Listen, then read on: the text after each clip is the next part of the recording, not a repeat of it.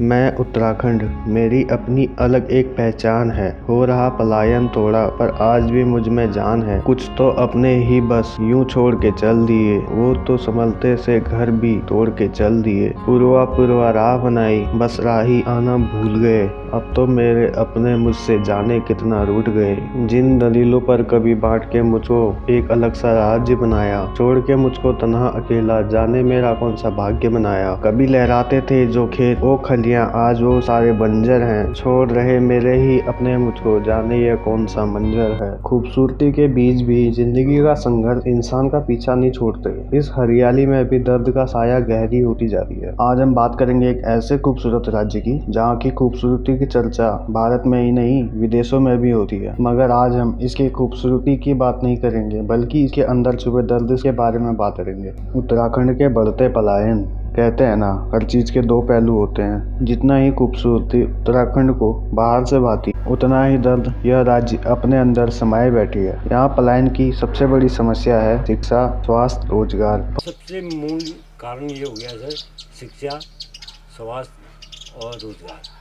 ये चीज़ मतलब नज़दीक में नहीं होने के कारण जो है आदमी घर से बाहर जाता है, फिर वहीं बच्चों को लेके सेटल हो जाता है। फौज और खेती के अलावा और कोई दूसरा साधन ही नहीं है यहाँ। जो गांव शहरी क्षेत्रों से ज्यादा दूर रहते हैं, वही लोग ज्यादा कठिन जिंदगी जीते हैं। यहाँ रोजगार का फौज और खेती के अलावा और कोई दूसरा साधन ही नहीं है। ऐसे में पलायन का विचार अगर मन में आ जाए तो इसमें कोई हैरान होने वाली बात नहीं है। मैं पिछले 12 साल से नोएडा में हूँ, क्योंकि जब यहाँ कुछ रहा नहीं रोजगार के लिए तो हमें भी जाना पड़ा। रोजगार तो कुछ करना ही, यहाँ था नहीं, खेती हुई नहीं, बाकी कोई रोजगार है नहीं। एक सर्वे के अनुसार करीब 1700 गांव आज की तारीख में पूरी तरह खाली हो चुके हैं। हालांकि राज्य सरकार पलायन को रोकने के लिए कई स्तरों पर काम कर रही है। कुमाऊं विश्वविद्यालय के इतिहास विभाग के प्रमुख प्रोफेसर GS नेगी, आइए देखते हैं उनका इस पलायन के बारे में क्या कहना है। जो मैंने पूरे उत्तराखंड को पैदल नापा, उसमें केवल बुजुर्ग लोग ही रहते हैं, नई पीढ़ी नहीं रहते हैं। बहुत कम नई पीढ़ी के जवान मुझे मिले।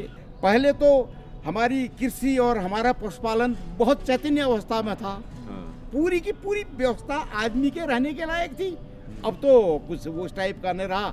न उत्तराखंड को कहते हैं भारत का जंगलों का देश, न जंगल रहे और न पशुपालन रहा, न कृषि व्यवस्था रही। और जिसके पास भी चतुर्थ श्रेणी कर्मचारी, तृतीय श्रेणी कर्मचारी जिसके घर में जन्म ले रहा है, वो भी भाग रहा है, वो भी नहीं रहना चाहता उस जगहों पर। जिन जिन जगहों पर हमने अपने ठौर ठिकान, मूल घर को छोड़ के, अपने पैतृक परिवारों को छोड़ के हम जब शहर की तरफ आए हैं, तो शहर पे एक अनावश्यक उस शहर पे भी बोझ बन गया। जो भी जिन कारणों से पलायन हो रहा है, उन कारणों पे जाना है।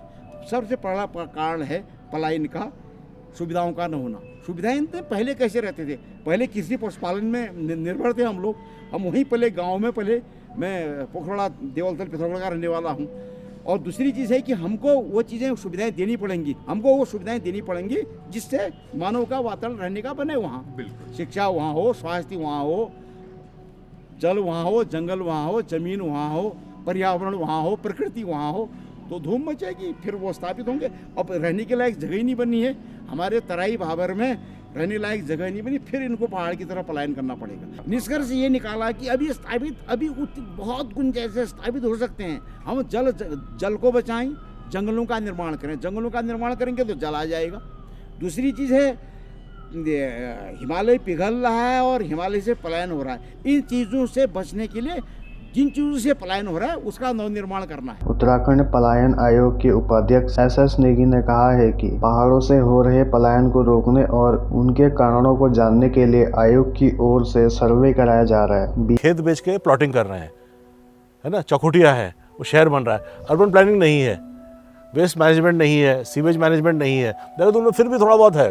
तो हमको अर्बन प्लानिंग की तरफ भी हमने सरकार को काफ़ी बोला, भी मीटिंग्स में मैंने काफ़ी कहा कि हमको अर्बन प्लानिंग की तरफ भी ध्यान देना होगा। और हमारे जो पहाड़ के जो छोटे छोटे शहर बन रहे हैं 20,000 30,000 की पॉपुलेशन वाले, वो एक बार डेवलप हो गए फिर आप कुछ नहीं कर सकते। विजन है उसमें दोबारा वापस जाना होगा और हमको पहाड़ सेंट्रिक, माउंटेन सेंट्रिक पॉलिसीज़ पे काम करना होगा। बीते 10 सालों में लगभग 19% जनसंख्या का पलायन हुआ है। इसमें पौड़ी और अल्मोड़ा जिले में पलायन का प्रतिशत बढ़ा है। कृषि, बागवानी, पशुपालन, ग्राम्य विकास रहित अन्य विभाग के माध्यम से गांवों में आजीविका के साधन व अन्य मूलभूत सुविधाएं उपलब्ध कराकर पलायन को रोकने की दिशा में काम किया जाएगा। एस नेगी ने यह भी कहा है कि आज भी कई गाँव ऐसे हैं जिस घर में सिर्फ बूढ़े लोग ही रहते हैं, जो सोचते हैं कि उनकी जिंदगी में बहुत परेशानी आ गई है। वे लोग उत्तराखंड के गांव में जाकर देख सकते हैं कि कैसे 70-80 साल के बूढ़े लोग अपना गुजारा करने के लिए कैसे जिंदगी से लड़ते हैं। दोस्तों,